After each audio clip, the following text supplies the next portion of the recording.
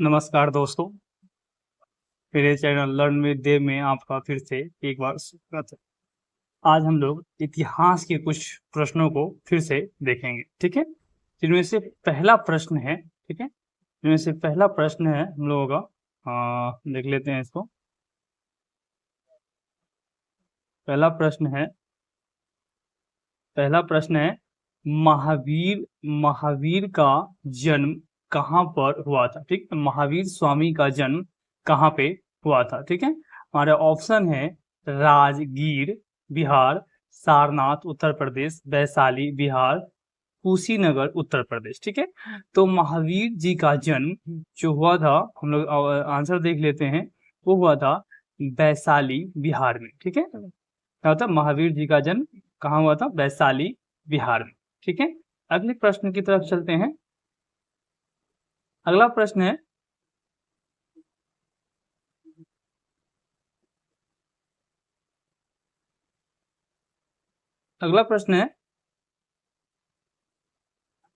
रयादवाद किस धर्म दर्शन का मूल आधार है, ठीक है।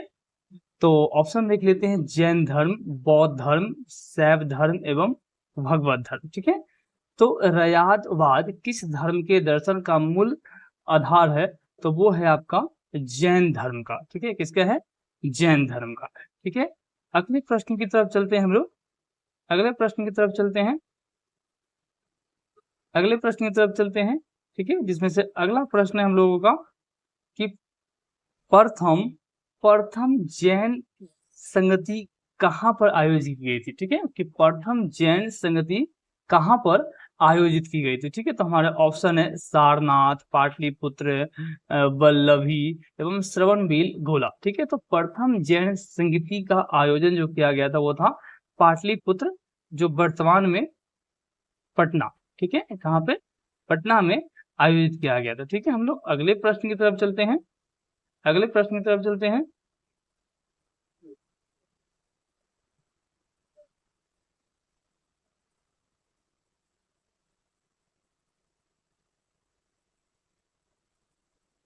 अगला प्रश्न है कि महावीर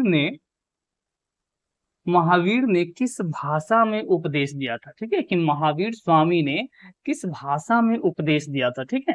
यानी कि जो उस समय जो महावीर स्वामी थे, वो जो लोगों को जो संबोधित करते थे, ठीक, लोगों को जो संबोधित करते थे वो किस भाषा में संबोधित करते थे?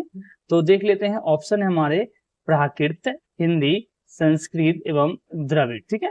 तो महावीर जी ने लोगों को प्राकृत भाषा में संबोधित, यानी कि उन्होंने जो अपनी शिक्षा दी थी वो किस भाषा में दी थी? तो प्राकृत भाषा में दी थी। उन्होंने अपनी शिक्षा किस भाषा में दी थी? प्राकृत भाषा में दी थी उन्होंने अपनी शिक्षा, ठीक है। अगले प्रश्न की तरफ चलते हैं हम लोग। अगला प्रश्न है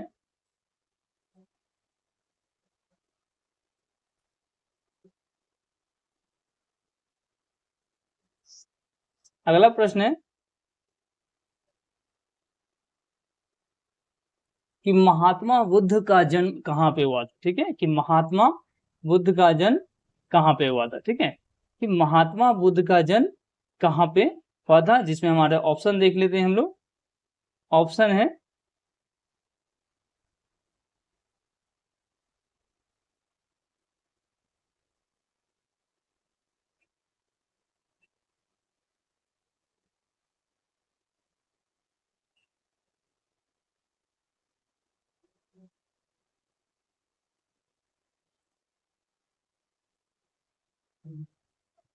चलिए ऑप्शन देख लेते हैं कि महात्मा बुद्ध का जन्म कहाँ हुआ था, ठीक है। तो हमारे ऑप्शन है सारनाथ, राजगीर, गया एवं लुबनी, ठीक है। तो महात्मा बुद्ध का जन्म लुबनी में हुआ था। कहाँ पे हुआ था? जो वर्तमान रूप से कहाँ पे है? नेपाल में। वर्तमान रूप से कहाँ पे है? नेपाल में, ठीक है। अगले प्रश्न की तरफ चलते हैं हम लोग। अगला प्रश्न है अगला प्रश्न है कि महात्मा बुद्ध के गृह त्याग को बौद्ध ग्रंथों में क्या कहा गया है, ठीक है। दरअसल क्या है कि महात्मा बुद्ध के जीवन के कई जो जीवन में उनकी घटनाएं घटी उनको विभिन्न कर्मों में या विभिन्न नामों से बौद्ध ग्रंथों में संबोधित किया गया है। तो हम सभी जानते हैं कि महात्मा बुद्ध ने एक राजकीय क्षत्रिय परिवार में जन्म हुआ था और उन्होंने कुछ समय बाद अपना उन्होंने घर त्याग दिया था। तो उस घटना को किस नाम से जाना जाता है उस चीज को देखते हैं। ठीक है, तो हमारे ऑप्शन है महापरिनिर्वाण, धर्म चक्र परिवर्तन एवं महाभिनिष्क्रमण और उपरोक्त में से कोई नहीं। ठीक है, तो इसके आंसर हो जाएंगे कि महात्मा बुद्ध के गृह त्याग को बौद्ध ग्रंथ में क्या कहा जाता है, महाभिनिष्क्रमण। ठीक है, इस शब्द से इसे बौद्ध ग्रंथ में संबोधित किया गया है। ठीक है, अगले प्रश्न की तरफ चलते हैं। अगला प्रश्न है कि महात्मा बुद्ध को ज्ञान की प्राप्ति, यानी कि महात्मा बुद्ध को ज्ञान की प्राप्ति कहाँ पे हुई। हमारे ऑप्शन है पाटलिपुत्र गंगा नदी के तट पर, इलाहाबाद संगम पर, बोध गया, उरुवेला निरंजना नदी के तट पर एवं जाम्भिक रिजुपालिका नदी के तट पर। तो यहाँ पे ध्यान देने वाली बात है कि महात्मा बुद्ध के बारे में पूछा गया है। कहाँ पे, महात्मा बुद्ध के बारे में। तो महात्मा बुद्ध को जो ज्ञान की प्राप्ति हुई थी वो बोध गया, उरुवेला निरंजना नदी के तट पर। अगर ये जो चौथा ऑप्शन है जाम्भिक रिजुपालिका नदी के तट पर, यहाँ पे महावीर स्वामी को ज्ञान की प्राप्ति हुई थी। कहाँ पे, महावीर स्वामी को। जबकि बोध गया, उरुवेला निरंजना नदी के तट पर किसको, महात्मा बुद्ध को ज्ञान की प्राप्ति हुई थी। ठीक है, अगले प्रश्न की तरफ चलते हैं। अगला प्रश्न है महात्मा बुद्ध ने अपना पहला उपदेश कहाँ पे दिया, कि महात्मा बुद्ध ने अपना पहला उपदेश कहाँ दिया, देख लेते हैं। लुम्बिनी, कुशीनगर, बोध गया एवं सारनाथ। ठीक है, तो महात्मा बुद्ध ने अपना पहला उपदेश कहाँ पे दिया था, तो ऑप्शन हम लोगों ने देख लिया था। तो पहला उपदेश दिया था उन्होंने सारनाथ। ठीक है, पहला उपदेश कहाँ पे दिया था उन्होंने, सारनाथ में, जो कि कहाँ पे पड़ता है, उत्तर प्रदेश। कहाँ पड़ता है ये, उत्तर प्रदेश। ठीक है, महात्मा बुद्ध ने अपना प्रथम उपदेश कहाँ, तो सारनाथ में। अगले प्रश्न की तरफ चलते हैं। अगला प्रश्न है कि बौद्ध धर्म के त्रिरत्न। ठीक है, कि बौद्ध धर्म के त्रिरत्न। ठीक है, बौद्ध धर्म के त्रिरत्न है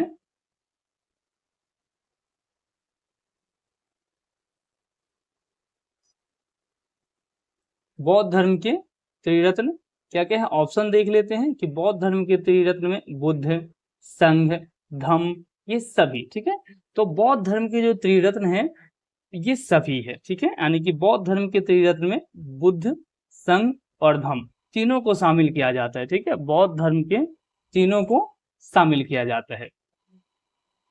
अगले प्रश्न की तरफ चलते हैं हम लोग। अगला प्रश्न है कि महात्मा बुद्ध ने अपने उपदेश किस भाषा में दिया। ठीक है, बढ़िया प्रश्न था। कि अभी हम लोगों ने ये देखा था कि महावीर, ठीक है, कि महावीर स्वामी ने अपना, ठीक है, कि महावीर स्वामी ने अपना उपदेश किस भाषा में दिया था। कि महात्मा बुद्ध के बारे में पूछा गया, जबकि हम लोगों ने देखा था कि महावीर स्वामी ने अपना, यानी कि लोगों को उन्होंने किस भाषा में संबोधित किया था। तो आंसर क्या था, प्रकृत। ठीक है, प्रकृत का मतलब होता है जो उस समय की आम बोलचाल की भाषा हो। प्रकृत भाषा से मतलब है कि जिस समय, जिस कालखंड की बात की गई हो उस समय की आम बोलचाल। ठीक है, आम बोलचाल की भाषा में उन्होंने शिक्षा दी थी। जबकि हम लोग महात्मा बुद्ध ने अगर की बात की जाए कि उन्होंने किस भाषा में अपनी शिक्षा दी, तो ऑप्शन देख लेते हैं, पाली, संस्कृत, द्रविड़ और इन सभी नहीं। तो इसका आंसर हो जाएगा कि महात्मा बुद्ध ने पाली भाषा में लोगों को उपदेश दिया था। ठीक है, तो इसका आंसर क्या हो जाएगा, पाली। ठीक है, अगला प्रश्न देखते हैं हम लोग। अगला प्रश्न है कि 16 महाजनपदों के बारे में बौद्ध ग्रंथों से, यानी कि किस बौद्ध ग्रंथों से हमें जानकारी मिलती है। ठीक है, 16 महाजनपदों के बारे में किस बौद्ध ग्रंथ से हमें जानकारी मिलती है। ठीक है, तो 16 महाजनपद, ठीक है, जैसे आज अगर हम लोग देखें तो भारत राज्य है, ठीक है, भारत देश है, उन्हें कुछ राज्यों में बांटा गया है। ठीक है, राज्यों में। उसी तरीके से अगर हम लोग प्राचीन भारत की बात की जाए तो भारत को महाजनपदों यानी कि जो उनके भाग थे उन्हें महाजनपद कहा जाता था, और 16 महाजनपदों में बटे हुए थे। किन महाजनपद में? 16 महाजनपदों में बटे हुए थे, जिसमें सबसे शक्तिशाली जनपद मगध था। ठीक है, क्या था? जो कि वर्तमान पटना है। ठीक है, तो इन सब चीजों के बारे में हमें किस बौद्ध ग्रंथ से हमें जानकारी मिलती है? ठीक है, तो इसको ऑप्शन देख लेते हैं। ऑप्शन है अंगुत्तर निकाय, महावस्तु, जातक एवं महावंश। ठीक है, तो इसके आंसर हो जाएंगे अंगुत्तर निकाय, यानी कि अंगुत्तर निकाय एक बौद्ध ग्रंथ है जिसमें ये जानकारी मिलती है कि प्राचीन भारत को 16 महाजनपदों में विभाजित किया गया था। ठीक है, अगला प्रश्न देखते हैं हम लोग। अगला प्रश्न है कि हयंक वंश के किस शासक को कुनिक कहा जाता है? ठीक है, कुनिक कहा जाता है। तो ऑप्शन देखते हैं हम लोग, बिंबिसार, अजातशत्रु, उदयन एवं पदयुमन। ठीक है, तो हयंक वंश के किस शासक को कुनिक कहा जाता है? तो इसका आंसर हो जाएंगे अजातशत्रु। ठीक है, क्या हो जाएगा? अजातशत्रु। अगला देखते हैं हम लोग कि पाटलिपुत्र नगर की स्थापना किसने की? पाटलिपुत्र नगर की स्थापना किसने की? ऑप्शन है बिंबिसार, उदयन, अजातशत्रु एवं महापद्मनंद। ठीक है, तो पाटलिपुत्र नगर की स्थापना किसने की थी? उदयन ने। ठीक है, किसने की थी? उदयन ने। ठीक है, अगला प्रश्न देखते हैं हम लोग। अगला प्रश्न है निम्न में से किस शासक ने वैवाहिक संबंधों के आधार पर अपने साम्राज्य को मजबूत किया था? ठीक है, तो इसके ऑप्शन देख लेते हैं कि निम्न में से किस शासकों ने वैवाहिक संबंधों से अपने आधार मजबूत किए थे। ठीक है, तो ऑप्शन है हमारे बिंबिसार, अजातशत्रु, उदयन एवं कालाशोक। ठीक है, तो इसके आंसर हो जाएंगे कि निम्न में से किसने वैवाहिक संबंधों से अपने, तो वो है बिंबिसार। ठीक है, इसने अपने वैवाहिक संबंधों से अपने राज्य को क्या किया था? मजबूत किया था। अगला प्रश्न देखते हैं हम लोग। अगला प्रश्न है कि अवंती को मगध साम्राज्य में मिलाने का श्रेय किस शासक को जाता है? ठीक है, कि अवंती को मगध साम्राज्य में मिलाने का श्रेय किस शासक को जाता है? ठीक है, तो हमारे ऑप्शन है उदयन, शिशुनाग, कालाशोक एवं महापद्मनंद। ठीक है, कि अवंती को मगध में, ठीक है, अवंती को मगध में मिलाने का श्रेय किसे जाते हैं? तो इसका आंसर हो जाएगा उदयन। ठीक है, कि अवंती को मगध साम्राज्य में मिलाने का श्रेय किसे जाता है? उदयन को। ठीक है, अगला प्रश्न देखते हैं हम लोग। अगला प्रश्न है कि कालाशोक की राजधानी कहाँ थी? ठीक है, कालाशोक की राजधानी कहाँ थी? ठीक है, कालाशोक एक शासक थे मगध के। ठीक है, किसके? मगध के शासक थे। तो उस समय राजधानी, यानी कि उस समय पूछा गया है कि जब मगध की राजधानी उस समय क्या थी, तो हमारे ऑप्शन है वैशाली, चांपा, राजगिरी एवं पाटलिपुत्र। ठीक है, तो जब कालाशोक जब मगध के साम्राज्य थे तो उस समय मगध की राजधानी वैशाली थी। ठीक है, अगला प्रश्न है कि निम्नलिखित में से किस शासक को सर्व क्षत्रांतक यानी कि क्षत्रियों का नाश करने वाला कहा जाता है? किस शासक को ये कहा गया है? तो ऑप्शन है घननंद, महापद्मनंद, अजातशत्रु एवं सिकंदर। ठीक है, तो निम्न में से किस शासक को सर्व क्षत्रांतक अर्थात क्षत्रियों को नाश करने वाला कहा गया है? तो वो है महापद्मनंद। ठीक है, किसे कहा गया है? महापद्मनंद को ये कहा जाता है। ठीक है, अगला प्रश्न देखते हैं हम लोग कि सिकंदर के आक्रमण के समय मगध का शासक कौन था? ठीक है, तो इसके ऑप्शन देख लेते हैं हम लोग। ऑप्शन है महापद्मनंद, चंद्रगुप्त मौर्य, घननंद एवं राष्ट्रपाल। ठीक है, तो सिकंदर के आक्रमण के समय मगध का शासक कौन था? घननंद। ठीक है, अगला ऑप्शन देख लेते हैं हम लोग।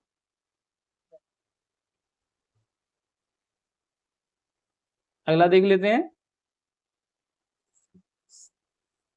अगला प्रश्न है कि सिकंदर कहाँ का शासक था? ठीक है, सिकंदर कहाँ का शासक था? तो ऑप्शन है बेबीलोन, ईरान, मकदूनिया एवं चीन। तो सिकंदर कहाँ का शासक था? तो सिकंदर मकदुनिया का शासक था। ठीक है, कि सिकंदर कहाँ का शासक था? मकदुनिया का शासक था वो। अगले प्रश्न की तरफ चलते हैं हम लोग। अगला प्रश्न है कि सिकंदर एवं पोरस के बीच हुआ 326 ईस्वी पूर्व का युद्ध किस नाम से जाना जाता है? ठीक है, तो ऑप्शन है हमारे पानीपत का युद्ध, बिस्ता या झेलम का युद्ध, 10 राज युद्ध एवं अरवेला का युद्ध। ठीक है, तो सिकंदर एवं पोरस के बीच हुआ जो युद्ध किस नाम से जाना जाता है? बिस्ता या झेलम का युद्ध। ठीक है, अगले प्रश्न की तरफ चलते हैं। अगला प्रश्न है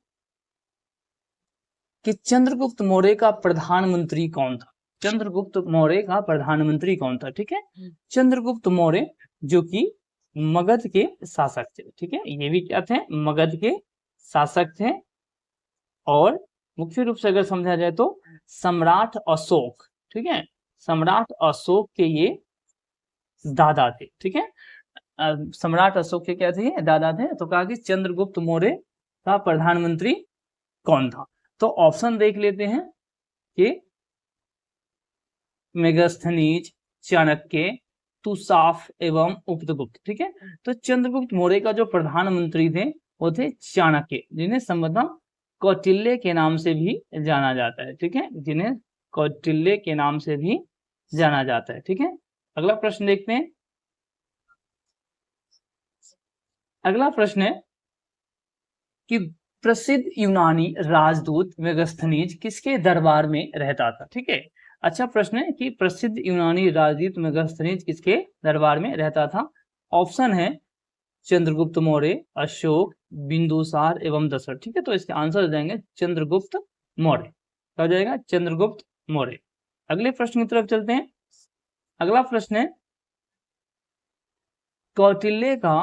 कौटिल्य का विश्व प्रसिद्ध रचना, यानी कि कौटिल्य के द्वारा एक प्रसिद्ध पुस्तक कौन सी है जिन्होंने जिसकी रचना कौटिल्य के द्वारा की गई? तो ऑप्शन देख लेते हैं हम लोग।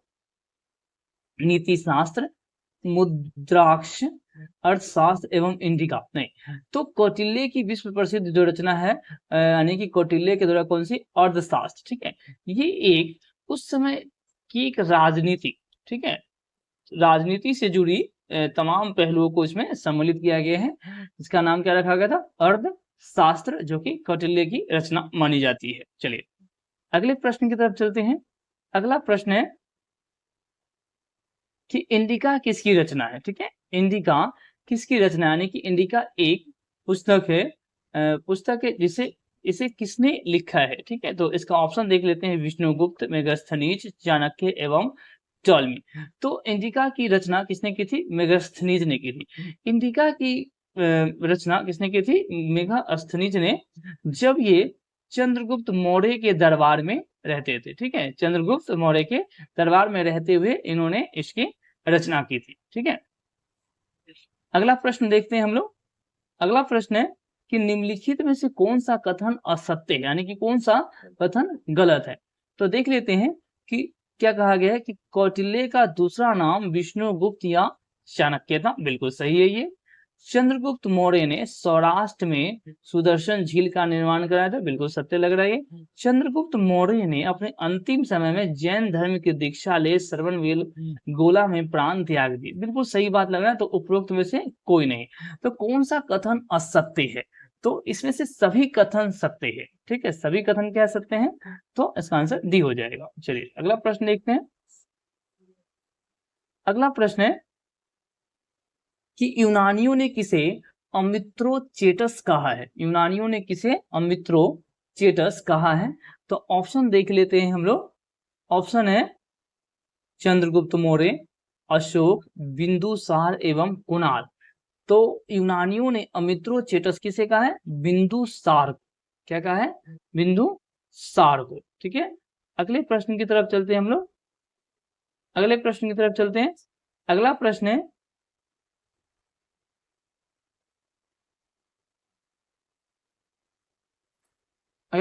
कि यूनानियों ने किसे अमित्रोचेटस का है? तो ऑलरेडी हम लोग देख चुके हैं बिंदुसार को। ठीक है, अगला प्रश्न देख लेते हैं। अगला प्रश्न है कि यूनानियों ने किसे अमित्रोचेटस कहा है। आई थिंक प्रश्न ये रिपीट हो रहा है, ठीक है। इसका आंसर हम लोग देख चुके हैं, बिंदुसार, ठीक है। अगला प्रश्न देख लेते हैं। चलिए, अगला प्रश्न फ्रेश प्रश्न है। इसमें कहा गया कि अशोक के किस शिलालेख में उसकी कलिंग विजय का वर्णन है। कलिंग यानी कि उड़ीसा, ठीक है। उड़ीसा विजय का वर्णन है। तो ऑप्शन देख लेते हैं, 9वें, 11वें, 10वें या 13वें, ठीक है। तो अशोक के किस शिलालेख से उसकी कलिंग विजय का वर्णन है, तो 13वें अभिलेख में इसका वर्णन किया गया है, ठीक है। अगला प्रश्न की तरफ चलते हैं। अगला प्रश्न है हमारा, अगले प्रश्न की तरफ चलते हैं हम लोग।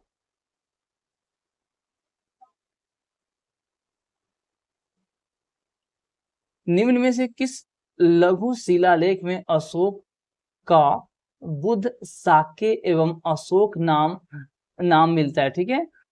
अरोरा, मास्की, एरागुंडी एवं सहस्राम, ठीक है। कौन से अभिलेख से, तो इसका आंसर हो जाएगा मास्की अभिलेख में अशोक का नाम बुद्ध, साके एवं अशोक का होने का पुष्टि किया गया है, ठीक है। अगला प्रश्न देखते हैं हम लोग। अशोक का कौन सा अभिलेख दो भाषाओं में, ग्रीक एवं आरामाइक में प्राप्त हुआ है, ठीक है। तो कौन सा अभिलेख है, ठीक है। ऑप्शन देख लेते हैं, सरेकुना, शाहबाज गढ़ी, कालसी एवं रूमिनी देई, ठीक है। तो इसके आंसर हो जाएंगे सके कुना अभिलेख, जो दो भाषाओं में, ग्रीक या और आरामेइक भाषा में प्राप्त हुआ है, ठीक है। इसके आंसर हो गए, ठीक है। और अब शायद प्रश्न समाप्त हो चुका है। ये इतिहास के कुछ महत्वपूर्ण प्रश्न थे, ठीक है, जो इस सेशन में कवर किए गए हैं। और इस वीडियो को लाइक और सब्सक्राइब कीजिए। धन्यवाद।